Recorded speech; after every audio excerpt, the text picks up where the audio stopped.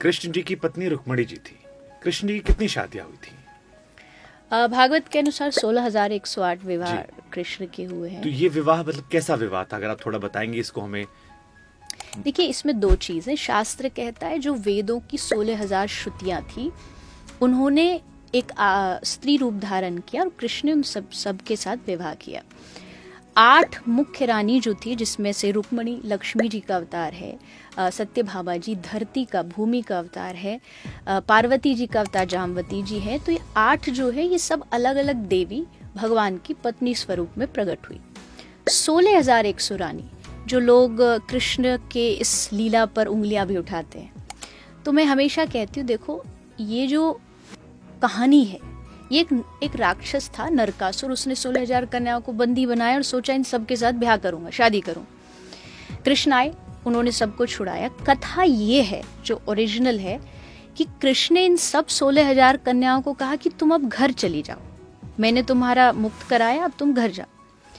लेकिन इन कन्याओं ने कृष्ण से कहा कि ये समाज है, इस समाज ने सीता मैया को स्वीकार नहीं किया, तो हम तो बहुत साधारण नॉर्मल घर की लड़कियां हैं, अब ना हमारा माँ है, ना बाप है, ना परिवार है, कोई हमें स्वीकार नहीं करेगा, हम अनाथ हैं।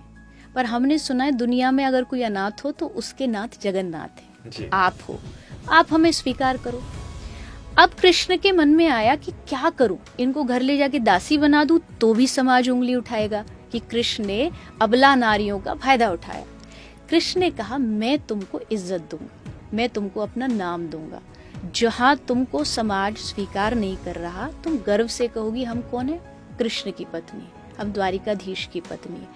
तो यहाँ कृष्ण एक बहुत बड़े नारी पूजक के रूप में माने जाते हैं कि उन्होंने नारी का सम्मान करना विश्व को समझाया है, ना कि कोई, देखो शादी आदमी क्यों करता है, कुछ उसकी अपनी इच्छाएं होती हैं, उसको पूरी करने के लिए वो विवाह करता है, चाहे उसका साथ हो, संग हो, कुछ भी ले लीजिए। लेकिन कृष्ण ने ये शादियां अपनी कोई इच्छा पूर्ति के लिए नहीं की। यहाँ श्री कृष्ण ने उन कन्याओं को आश्रय दिया है, उनको सहारा श्री कृष्ण बने, इसलिए ये 16,000 कन्या। और शास्त्र की बात करें तो कहते हैं कृष्ण जगतपति हैं, तो मेरे आपके हम सब जो जीव हैं, हम सबके पति पिता श्री ठाकुर जी हैं। तो 16,000 नहीं, भगवान की तो करोड़ों पत्नियां, हम सब अनगिनत श्री ठाकुर जी के ही हैं।